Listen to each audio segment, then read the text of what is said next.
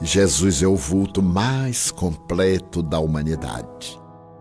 Em menos de 400 meses construiu um reino cujas balizas foram implantadas em quase 3 anos nos corações, num tempo hostil e no lugar remoto, sendo essa a mais grandiosa obra de civilização de todos os séculos. Esse é um reino diferente e superior. Os sinais característicos do seu país permanecem no concerto de todas as nações. Sua bandeira é branca, simbolizando a paz. Seu hino nacional é o amor que todos podem cantar e viver. Suas armas para a defesa são a misericórdia e o perdão, que se fazem de fácil manuseio. O seu idioma é a bondade que todos compreendem sem qualquer esforço, sendo de simples e rápida assimilação.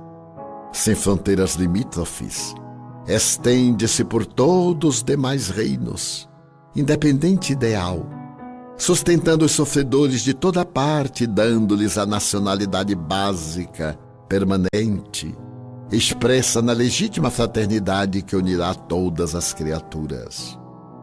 Sobrevivendo ao passado, ele resistirá ao futuro, unindo as criaturas diferentes no só rebanho que conduzirá ao Pai, após a luta final contra as paixões que cada súdito deve travar no íntimo de si mesmo para a perfeição anelada.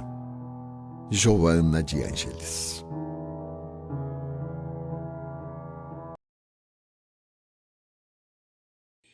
E o capítulo 17, ele tem como título Sede perfeitos.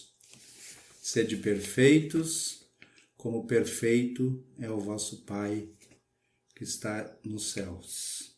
E nesse capítulo nós temos vários itens, características da perfeição e vários outros itens, que o seu Nelson inclusive vai falar sobre o homem de bem. Ele fala do homem de bem, do bom espírita, e do que nós, de qual é o trabalho, de qual é o caminho que nós temos que percorrer, o que nós devemos fazer para caminharmos na direção dessa máxima, do Cristo, sede perfeitos. E tem um dos itens, e eu quero falar um pouco dele, que é o item 5, que é a parábola do semeador. Por que eu acho interessante essa parábola, E, aliás, não é eu que acho interessante, Kardec colocou essa parábola exatamente nesse capítulo, em que fala do sede perfeitos, em que fala do homem de bem, em que fala dos bons espíritos. Vamos ver a narrativa da parábola, que está em Mateus, no capítulo 13, nos versículos de 1 a 9. A parábola fala que Jesus saiu para caminhar numa determinada manhã, naquele dia. Ele saiu e sentou na praia, na beira-mar, sentou perto do mar. E que ele sentou e começaram a se reunir em torno dele, várias pessoas começaram ali a aglomerar. Porque era assim, quando Jesus ia para algum lugar ou estava em algum lugar, logo começava a reunir em torno dele a multidão, começava a se reunir, a aglomerar, porque queriam ouvi-lo, sabia que ele tinha ensinamentos interessantes, então ficavam ali em torno dele. E ele, quando a multidão começou a aglomerar, ele saiu num bar, ele entrou num barco, foi assim um pouco na beira da, né, na margem, assim, logo fora um pouco da praia, e do barco ele começou a falar para as pessoas. E ele disse assim, como ele sempre fazia, quando ele queria colocar um ensinamento novo, quando ele queria ensinar alguma coisa nova, ele colocava uma historinha, uma parábola. E aí ele coloca essa parábola. Um homem saiu, um agricultor saiu para semear. Quando ele saiu com as sementes para semear, algumas sementes foram caindo ao longo do caminho. E essas sementes, os pássaros, as aves vieram e comeram. Outras caíram em lugares de pedregulho, no meio de pedras. Ali naquelas pedras sempre tem aquele pouquinho de terra que fica, né, com aquela enxurrada atrás, deixa aquele pouquinho de terra. Essas sementes floresceram. Mas como ali não tinha profundidade, logo veio o sol e queimou aquelas plantas, porque elas não tinham como formar raiz. Outras sementes caíram nos espinheiros, no meio dos espinhos. Os espinhos, quando cresceram, sufocaram aquelas sementes e elas também morreram. E outras, uma parte, enfim, caiu em terra firme, em terra boa. Terra que acabou formando aquelas sementes e dando frutos. Algumas deram 100% de frutos, outras deram 60%, outras 30%. E ele termina dizendo que ouça aquele que tem ouvidos para ouvir. E Jesus termina falando assim, que ouça aqueles que têm ouvido para ouvir, porque ele sabia exatamente do que ele estava falando, né, da semente que ele estava falando, e que ali naquela multidão aconteceria também isso, como acontece em todas as multidões, todas as vezes que um ensino é colocado, que uma semente é colocada. Do que ele estava falando? Ele estava falando dos ensinamentos que ele colocava e que ele coloca à nossa disposição. Que esses ensinamentos nada mais são do que o amar a Deus sobre todas as coisas, amar ao próximo como a si mesmo, amar até os seus inimigos. São as palavras, são o Evangelho de Jesus, né? Essa semente de que Jesus fala é o seu Evangelho, é a sua boa nova. É o Evangelho que Kardec sintetizou para nós no Evangelho segundo o Espiritismo. E conosco acontece exatamente assim. Por quê? Porque nós, o campo que ele fala, parte do caminho, depois o campo com pedregulho, depois com espinhos e com terra boa, ele está falando de nós, da humanidade, de onde essa semente é colocada. E é exatamente assim. Muitos de nós ouvimos nas nossas reuniões ou nas igrejas, né, os pastores, os padres, os palestrantes espíritas, muitos ouvem e não chega nem a entronizar, não chega nem, quando sai já esqueceu, cumpriu uma obrigação e foi embora, obrigação da reunião. Outros ouvem e até se entusiasmam, a semente até começa a querer frutificar, só que ele não está preparado, ele não se preparou, ele não vem se preparando, a pessoa não vem se preparando, então aquilo que no começo é um entusiasmo, com as dificuldades, começam a surgir as dificuldades, as contradições, e aquilo acaba se perdendo. A mesma coisa, os espinhos, né? Começam a crescer as ambições, quando ele sai daquele encontro ou daquele lugar, ele começa a se deparar com as coisas materiais, com os bens, com as vontades, com o orgulho, e esses ensinamentos vão todos embora. E finalmente, o que está preparado. A pessoa que se preparou, que vem estudando, que tem vontade de transformar, quando pega aquele conhecimento, ele faz aquilo frutificar. O que é frutificar? É levar adiante, é levar aos outros, é viver de acordo com aquele ensinamento para que ele possa frutificar, ele possa dar frutos. O que é dar frutos? é trazer mais pessoas, é trazer mais, é fazer com que aquele ensinamento, é fazer com que o amor se propague, né? Isso é dar bons frutos. Essa então é a parábola do semeador, que vem muito nesse propósito do sede perfeitos. Um estudioso espírita chamado Caibar Schutel, escritor, ele tem um livro que fala só das parábolas de Jesus. E ele, quando ele analisa a parábola do semeador, ela sintetiza, aliás, ele diz que essa parábola sintetiza todos os caracteres em todas as almas, né? Ao mesmo tempo. Ao mesmo tempo, ela nos ensina a distinguir os que têm boa vontade e os que têm má vontade.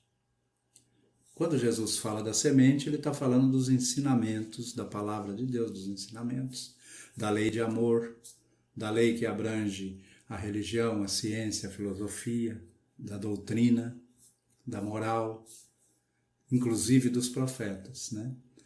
Ele está falando de tudo que resume os ensinamentos cristãos, que é ama a Deus sobre todas as coisas e fazer o bem e amar o seu próximo como a si mesmo, ou seja, fazer bem até aos inimigos. Então, Caibar fala que a semente, nesse caso, são esses ensinamentos. E que esses ensinamentos são sempre os mesmos que têm sido ensinados ao longo de toda a história da humanidade, desde que o primeiro homem, desde que a humanidade se achou em condições de receber. Ele atua com a mesma eficácia, mas existe essa variedade, essa desigualdade entre os espíritos existentes na Terra. Então, um é a terra fértil, o outro é a terra mais ou menos fértil, que está em cima da pedra, o outro, os espinhos, o outro é o que fica pelo caminho. Então, esses são os espíritos que existem aqui na Terra, né? Esses terrenos a que Jesus se refere. Uns mais adiantados, outros mais atrasados, uns abertos ao bem, à caridade, à fraternidade, outros mais propensos ao egoísmo, ao orgulho, consequentemente ao mal. Então essa é a análise que o Caibar faz dessa parábola. Rino Kurt, que é um escritor espírita que viveu até 2003, então ele viveu ao longo do século passado. Ele é um escritor que trabalhou muito em atualizar várias questões do espiritismo. Ele fala o seguinte, que Jesus, com essa afirmação, nessa parábola, ele estabelece o princípio universal que só nos nossos dias a gente seria capaz de compreender. De que a verdade, em qualquer campo que nós nos situemos, ou seja, em qualquer estágio, a verdade não é uma tarefa construtiva, mas sim uma conquista evolutiva. Então a verdade aparece para cada um segundo, ou a verdade é e está para cada um segundo o seu momento evolutivo. Jesus apenas se colocava na posição de mestre, de quem ensina. E quem ensina não pode levar o conhecimento da forma que ele possui esse conhecimento. Ele deve se apoiar nas intuições de quem recebe o ensinamento. Aí sim vai ter um desenvolvimento, né, de argumentos e trazer paulatinamente, progressivamente, através da explicação e do exercício, até o ponto em que se situa. Então o texto aqui, o texto do Evangelho, é muito claro nisso.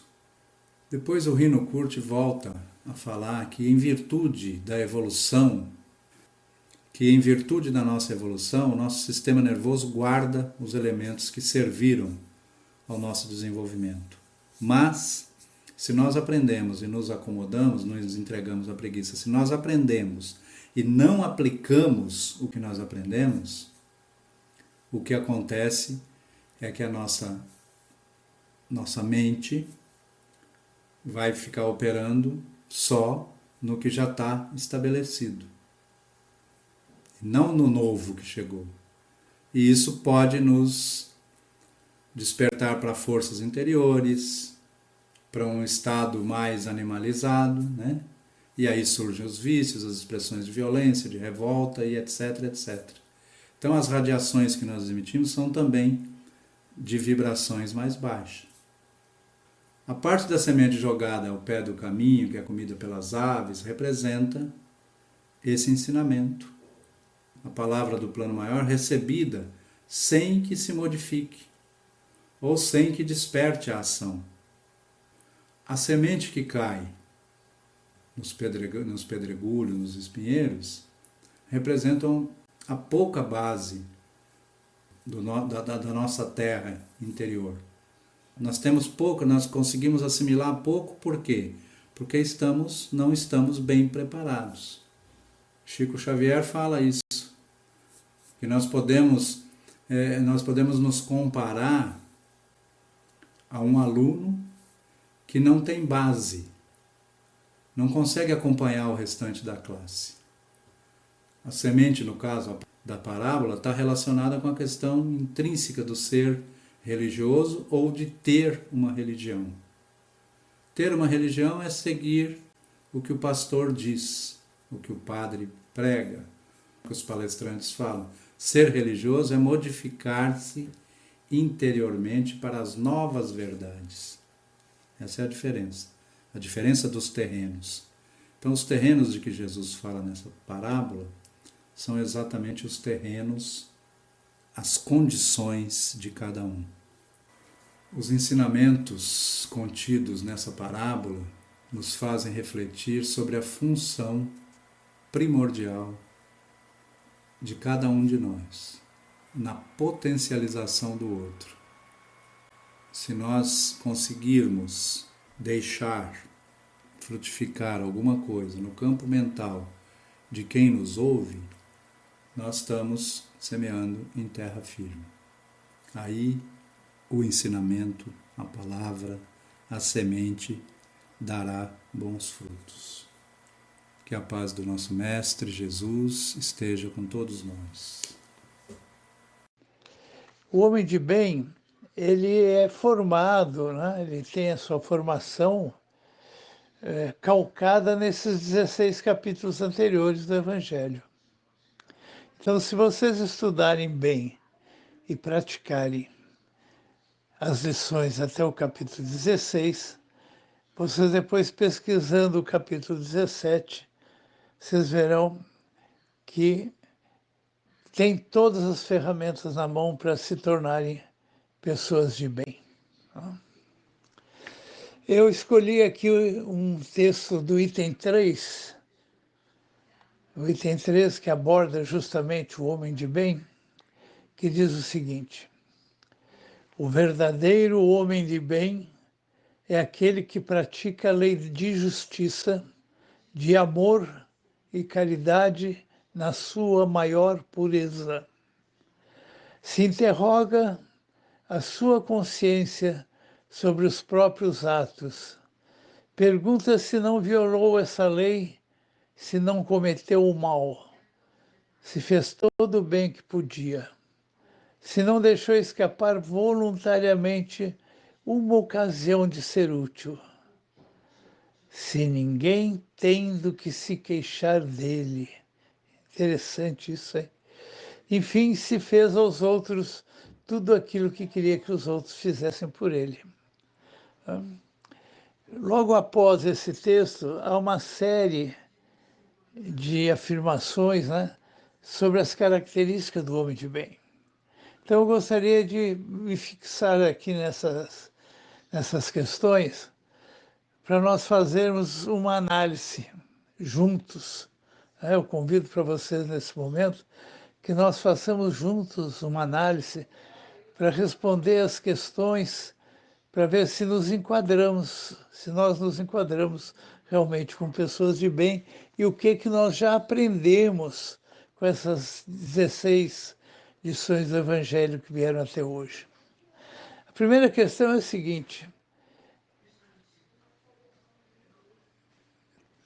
o homem de bem tem fé em Deus, na sua bondade, na sua justiça e na sua sabedoria. Sabe que nada acontece sem a sua permissão e submete-se em todas as coisas à sua vontade. Então eu pergunto, será que nós temos fé, mas uma fé suficiente em Deus para sabermos que tudo o que acontece é por sua vontade? Quando nós dizemos a oração do Pai Nosso, será que nós temos a convicção naquela frase que diz: seja feita a tua vontade, não é? Quando as coisas acontecem de bem, nós dizemos graças a Deus. Mas quando as coisas não são muito favoráveis àquilo que nós entendemos, será que nós temos essa consciência, essa fé absoluta que aquilo está nos acontecendo pela vontade do Pai? Essa é a primeira questão. O homem de bem também tem fé no futuro e por isso coloca os bens espirituais acima dos bens temporais. Essa é básica, né? Será que nós temos a consciência absoluta que somos seres espirituais vivendo uma jornada de aprendizado na matéria, e que nós temos fé no futuro de uma vida, de uma nova vida, né?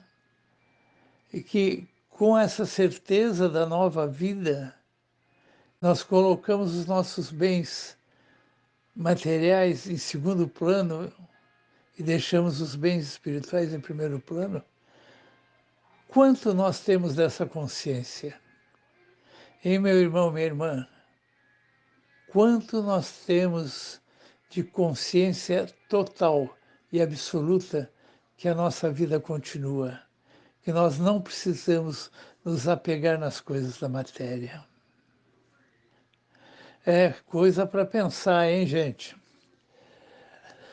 O item terceiro que foi escolhido aqui, ele diz que o homem de bem sabe que todas as vicissitudes da vida, que todas as dores, que todas as decepções são provas ou expiações e as aceita sem murmurar.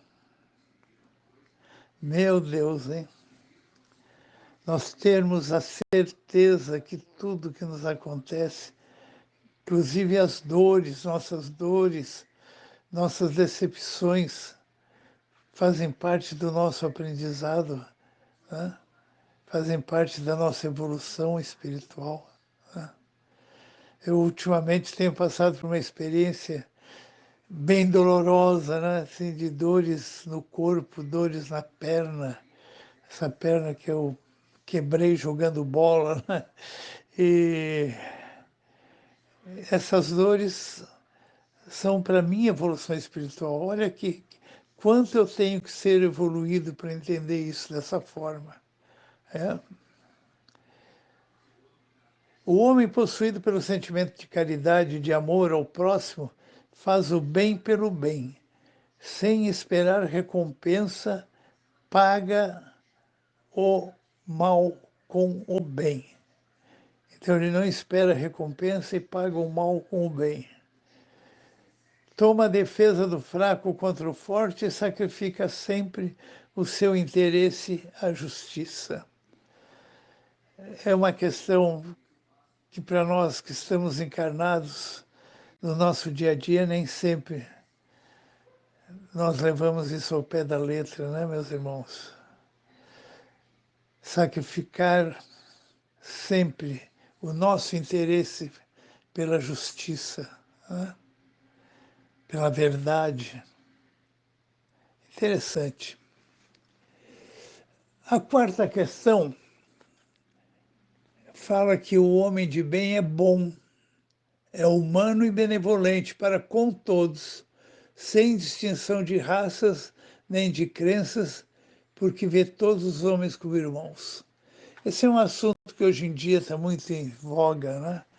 A questão da igualdade, igualdade de gênero, igualdade de cor, igualdade de raça, né? Está muito em voga hoje em dia e eu acredito que nós espíritas estamos bem evoluídos nesse assunto, né? Nós estamos um passo à frente nesse assunto, né?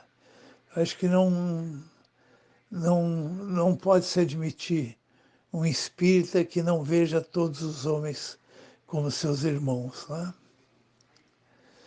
A outra questão, a questão de número 5, diz que o homem de bem respeita os outros, não, respeita nos outros todas as convicções sinceras e não lança o anátema aos que não pensam como ele.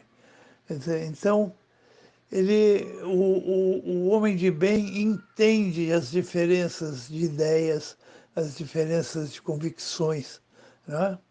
E não cria inimizade por causa disso, né? Não é porque uma pessoa pensa diferente de mim que eu vou criar uma inimizade com ele, né? Hoje em dia acontece isso muito aqui no nosso país, infelizmente, né? A questão da polaridade na política, né? Que o nosso país está polarizado politicamente. E nós nem sempre respeitamos o pensamento do outro, né? Vocês veem, meus irmãos, que são questões muito importantes, né? Eu acho que esse capítulo 17 é um dos capítulos mais significativos do nosso Evangelho. A outra questão é que diz que o homem de bem é indulgente para as fraquezas alheias, porque sabe que ele mesmo tem necessidade de indulgência. E se lembra dessas palavras do Cristo. Cristo nos disse: aquele que está sem pecado, atire a primeira pedra. Né? Nós, no nosso dia a dia, nos vemos, às vezes, frente a situações, né? E o nosso primeiro, isso é um instinto, né? É um instinto nosso, é julgar o outro, né? É julgar e comentar sobre a fraqueza alheia, né? Então aí vem a questão da indulgência, né? A indulgência é fundamental, né, para a nossa evolução espiritual, para melhorar os nossos relacionamentos, né? Eu acho que nós não podemos estar procurando defeitos nos outros, né? Nem pôr os defeitos dos outros em evidência, né? Quando acontece isso da gente ver o defeito do outro, nós devemos procurar sempre o bem, né? Que pode atenuar esse mal que se nos apresenta. Essa questão de indulgência, ela é muito significativa dentro da doutrina espírita. A questão outra selecionada aqui, de número 7, diz que o homem de bem estuda suas próprias imperfeições e trabalha sem cessar em combatê-las. Todos os seus esforços tendem a permitir-lhe dizer amanhã, que traz em si alguma coisa melhor do que na véspera. Quer dizer, todos os esforços do homem, né, que estuda suas próprias imperfeições, lhe permite dizer que amanhã ele será melhor do que ele foi hoje, né? Aqui vem aquela questão daquele ensinamento já muito propalado por nós de Santo Agostinho, que nos sugere que nós todas as noites, antes de dormir, façamos um balanço do nosso dia, né? Rememoremos tudo que nos aconteceu nos mínimos detalhes durante o dia, ver como nos comportamos perante cada situação que se nos apresentou, né? E se nós vermos alguma falha, né? Se nós vermos que alguma coisa não está de acordo com o Evangelho de Jesus, que nós possamos reformulá-la para o amanhã. Santo Agostinho é um ícone dentro do Espiritismo também. Tá? A questão número 8 fala que o homem de bem usa, mas não abusa dos bens que lhe são concedidos, porque sabe tratar-se de um depósito, do qual deverá prestar contas, e que o emprego mais prejudicial para si mesmo que poderá lhes dar é pô-los a serviço da satisfação de suas paixões. Né? Jesus, numa de suas falas, disse: eu venci o mundo. Né? Quando ele diz isso, ele diz que ele conseguiu, né? Ele conseguiu superar todos os apelos que a matéria fazia para ele, né? Tudo aquilo que a matéria traz de satisfação dos nossos desejos, de nossas paixões, né? Que nós devemos superá-las. Jesus superou todas elas. Por isso ele disse: eu venci o mundo. E nós, em que pé estamos quanto a isso, né? Em que pé estamos? Né?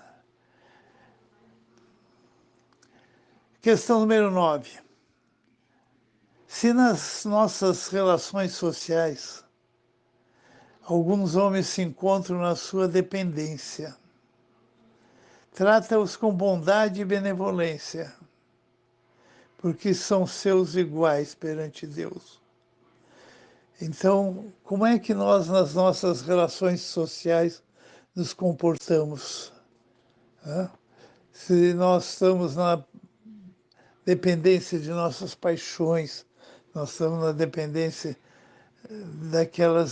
das nossas ambições. Né? Por que nós temos isso conosco, se lá no fundo, nós sabemos que todos somos iguais perante Deus? Né? Nós temos que superar o nosso orgulho, nossa soberba. Não é fácil, né, gente? Mas faz parte desse exercício para nos tornarmos homens de bem. Finalmente, está escrito aqui: o homem de bem respeita nos seus semelhantes todos os direitos que lhe são assegurados pelas leis da natureza, como desejaria que os seus direitos fossem respeitados. Essa não é a relação completa das qualidades que distinguem o homem de bem, mas quem quer que se esforce para possuí-las estará no caminho que conduz as demais. Então, Kardec nos coloca, né, perante todas essas questões e nos convida, né, nos convida à reflexão sobre elas. E eu faço minhas as palavras de Kardec, né, e também os convido para que vocês peguem o Evangelho, capítulo 17, item 3, e vejam e revejam todas essas questões que nós colocamos hoje aqui. Né? Façam um balanço de como está a sua vida, né? De como você está se comportando perante a vida, né? Em função dessas questões. Tenho certeza, minhas irmãs, meus irmãos, que com isso estaremos dando um grande passo em frente na busca da nossa evolução espiritual. Nós devemos nos lembrar, meus irmãos, minhas irmãs, que o Espiritismo não cria uma nova moral, mas facilita aos homens a compreensão e a prática da moral do Cristo. Bom estudo para todos e uma boa noite. Obrigado.